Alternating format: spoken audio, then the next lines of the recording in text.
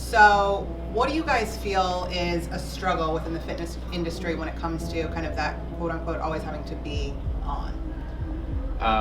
I'd say just not being open about it. Like I think a lot of us shell it up because we always have to be that person that's on, has good energy, and we never act like we're actually struggling with some mental issues. So that can definitely wear on you. Yeah.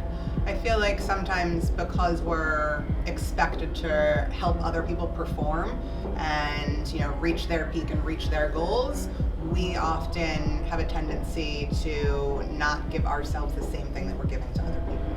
And I feel like with that comes a lot of pressure, a lot of anxiety. And as a coach, as an instructor, as someone that owns their own business, it's always like go, go, go. So what have you experienced with kind of the go, go, go mentality within the industry? It's just hard to back off it. You're into it, and like you said, it's all us putting this pressure on ourselves to always be the best, to have the best team around us, to work as hard as we can, to make sure our diets are on point, to make sure we look the part, and it can just wear on you.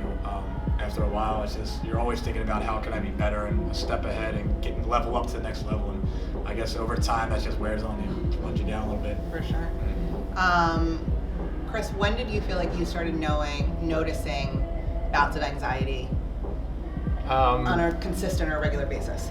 I've battled it off and on for a long time, but definitely when I don't take the time to talk to, like, even I see a therapist occasionally just to get stuff off my chest, to have somebody to talk to. Like, it really does help to just have that hour that you can really just open up about your own issues instead of always talking to other people about what they can do to better themselves physically and mentally, because really that is half the battle. To a lot of people that come see you for physical results also come to you, for some mental help as well. Really, I'm sure you know that as a trainer. So. Yeah. I've always battled off and on, so it comes in waves. You just have to stay on top of it and know when it's going to affect you. Right. And a lot of that comes from the long days and the high stress, because stress just immediately leads to anxiety. So, yeah.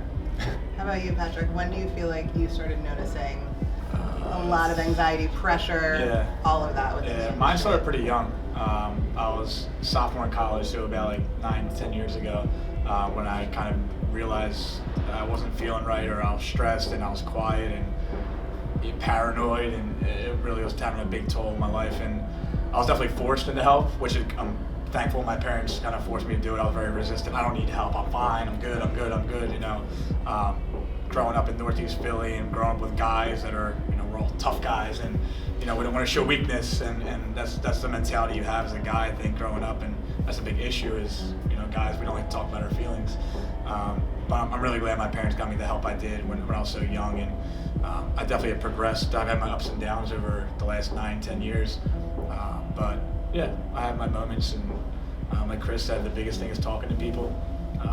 That's why I'm open about it on my social media. It's one of the things that helped me cope, is actually just getting it out. Right. It could be talking to somebody face to face, or it could be talking to a camera and people just reaching out. But it's also just getting it out of me, journaling, whatever it is, get it out of you somehow. It's a big part of dealing with anxiety and any kind of mental health. Right. Do you guys feel like, as an industry, the fitness industry needs to have more of a focus about talking about it and being open?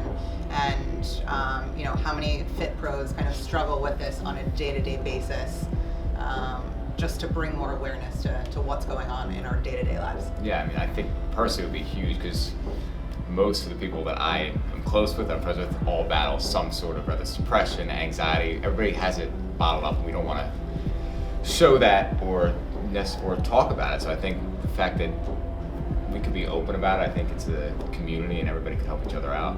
Yeah. I think part of it, not talking about it, is because we want our clients, or the people that we're coaching, to perceive us in one way when we're in a class, or when we're with them for the 50 minutes, 45 minutes, 60 minutes.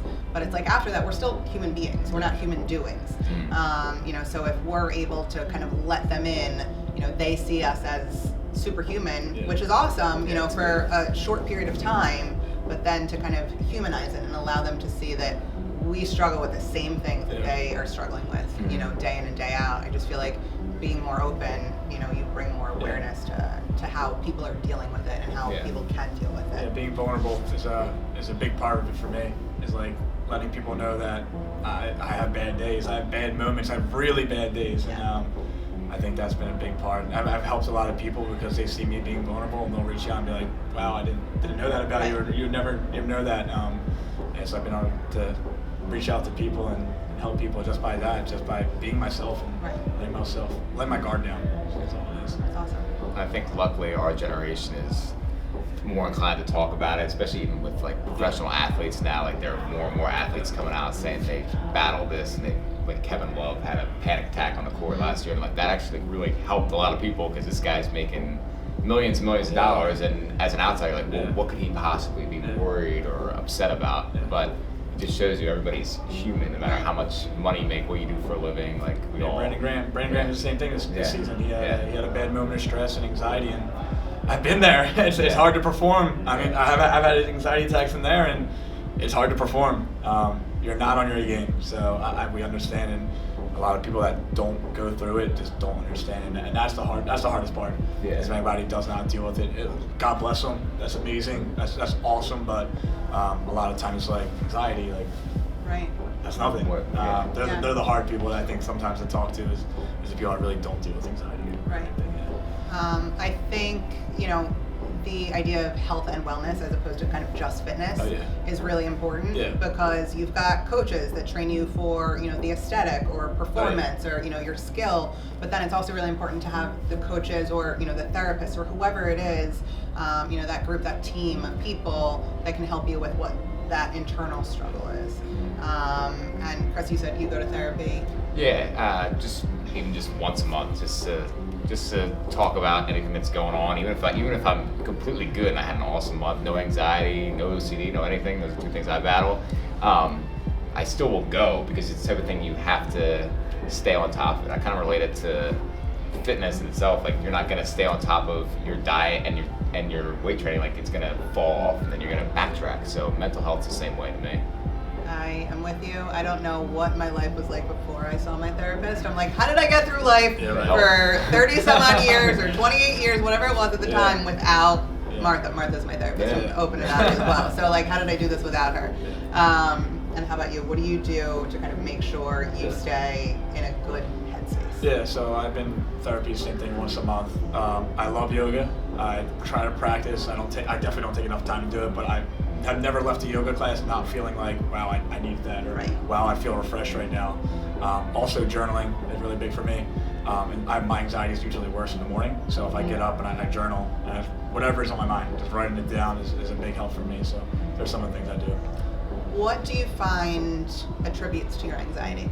I know you are an avid coffee drinker, Chris. You drink iced coffee. I just said all something. Your, I just said something the other day. Yeah, 32 ounces first thing in the morning, every single morning. I just said something the other day. I really don't think that even if it does contribute to it, I'm still gonna battle that and suck it up probably. But I think just performance anxiety is kind of what makes it spirals, because I feel like there's just a lot, like you have to look a certain way, you always have to be on your A game when you're teaching a class, you're getting judged nonstop in the industry, so like all that stuff can kind of spiral on downhill and get in your own headspace. So that's kind of what I'd say. Yeah. Is there anything that you feel like actually adds to your anxiety and over? I can tell you, for me, caffeine does. Same. So if there's one thing I do now, I've admitted over the years I'm a caffeine addict, as a lot of us are. We take pre-workout, coffee. We want that all. So one little thing I've done recently is I go half and half decaf and regular coffee now. So I made that. So that definitely adds to it. Being alone is really tough for me. That's when I'm in my head the most. When I'm busy, I'm usually good.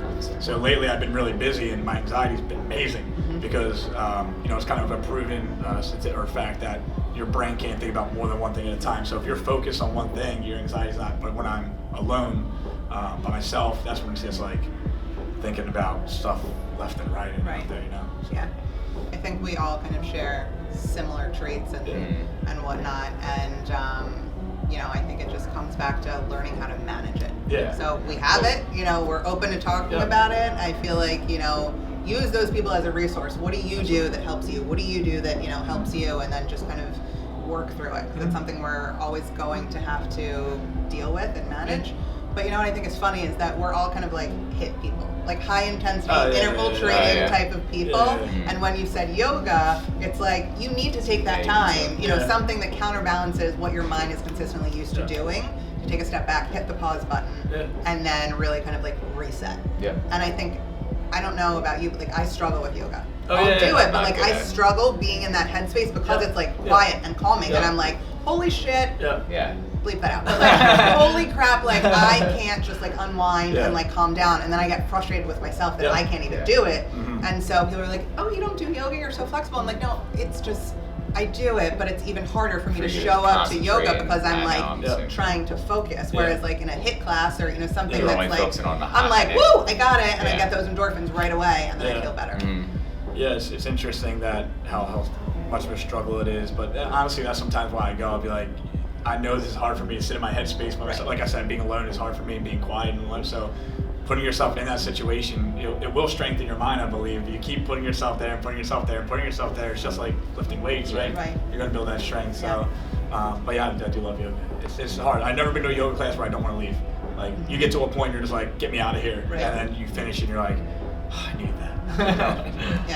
It's like exposure therapy. That's the stuff you don't like doing that makes you uncomfortable and what you're scared of, and you do it over and over again, and all of a sudden your mind adapts to it. It works. Awesome. Well, guys, thanks for being open, honest. Hope this wasn't too much pressure for you guys. Good. Thanks for having us. Where do we find you, Chris? So I'm at Everybody Fights on 20th and Market, and you can contact me on social media if you want. What's your handle? It's B3. I think there's an underscore in there. Fitness. I gotta change it at some point. I used to do all fitness stuff. Now it's just mainly I post my dogs, but I swear I'm busy all day. You can attribute to that. Yes. We'll link it. We'll figure out exactly what your handle is. And B3 underscore fitness. That's what it is. We'll include it. And how about you? So I coach here 4 days a week. Your first workout's free. Come take a workout with us at Orange Theory Fitness Center City. We are in Liberty One. My Instagram is Pat Bryan Fitness. Awesome. Well, thank you guys. I appreciate it. Thank you. I appreciate it. Thank you.